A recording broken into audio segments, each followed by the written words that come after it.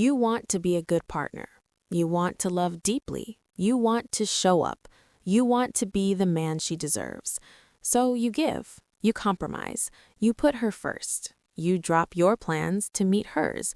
You silence your needs to make space for hers. You tell yourself this is what love requires. But slowly you start to disappear. Your hobbies fade. Your friends drift. Your dreams get postponed. The things that made you who you are, the things that attracted her in the first place, they slip away.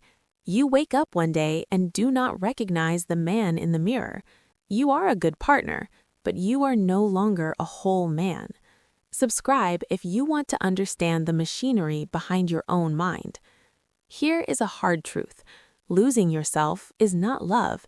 It is self-abandonment. And self-abandonment does not make you a better partner. It makes you a resentful one.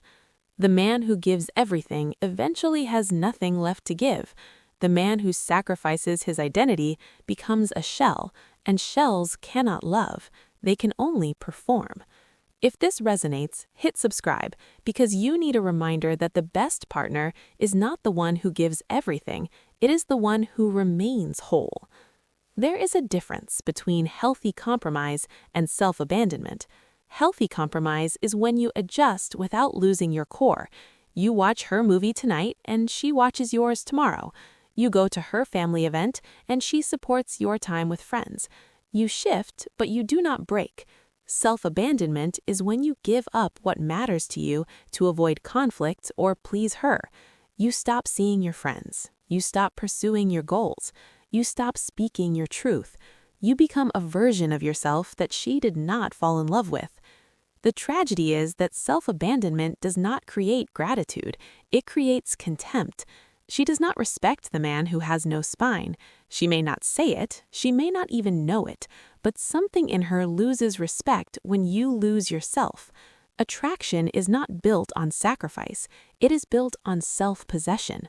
The man who knows who he is, who has his own life, his own purpose, his own standards, that man is attractive.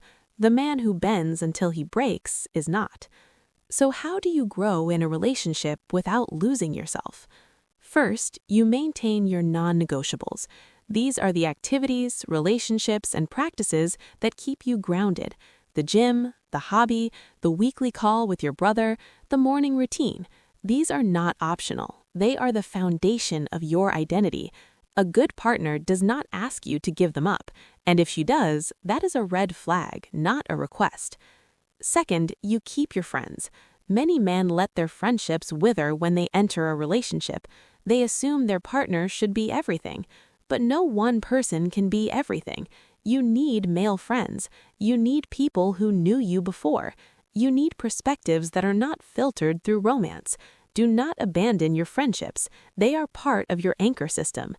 Third, you pursue your purpose. A man without purpose becomes needy. He looks to his partner for validation, direction, and identity. That is too much weight for any relationship to carry. You need something outside the relationship that drives you. A mission, a career goal, a creative project, a physical challenge. Something that is yours. Something that makes you excited to wake up. That energy spills into your relationship. It makes you more present, not less. Fourth, you speak your truth. Do not agree just to keep the peace. Do not swallow your feelings to avoid conflict. That is not kindness. That is cowardice dressed as generosity. A real relationship can handle disagreement. It can handle, I do not like that, and that hurts my feelings, and I need something different. Speaking your truth is not selfish. It is honest, and honesty is the foundation of intimacy. Fifth, you set boundaries. Boundaries are not walls, they are doors. They say, this is where I end and you begin. You can say no without guilt. You can ask for space without apology. You can protect your time, your energy, and your peace. Boundaries are not rejection, they are respect. Respect for yourself and respect for her. Here is what happens when you grow in a relationship without losing yourself. You become more attractive, not because you're trying to be, because you're full. You have your own life, your own purpose, your own friends, your own standards. You are not desperate. You are not needy. You are not looking to her to fill a void. You are complete, and completeness is magnetic. You become a better partner. When you are whole, you have more to give. You are not giving from an empty cup. You are not resenting her for what you gave up. You are choosing to give because you have plenty.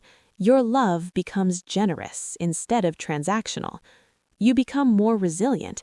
If the relationship ends, you don't crumble. You still have your friends, your purpose, your identity. You are not starting from zero. You are still you. That is not pessimism. That is strength, and strength is attractive. You become free.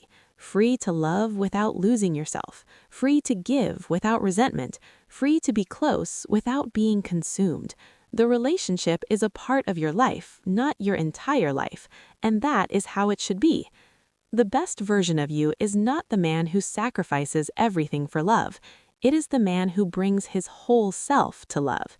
His passions, his friendships, his purpose, his voice, his boundaries. That man is not easy to forget. That man is not easy to leave. That man is not easy to take for granted. You have spent enough time shrinking. You have abandoned your friends, your hobbies, your goals, your voice, all in the name of love. And it has not made you happier. It has made you smaller. Today, you start reclaiming one non-negotiable, one friend, 1 hour of purpose, one truth spoken, one boundary set. Not to push her away, to bring yourself back. The man she fell for is still in there. He has been waiting for you to remember. If you are ready to grow in a relationship without losing yourself, subscribe. Every week, we explore not just how the mind works, but how to make it work for you. Not the shrinking, the wholeness. Thank you for listening. I will see you in the next one.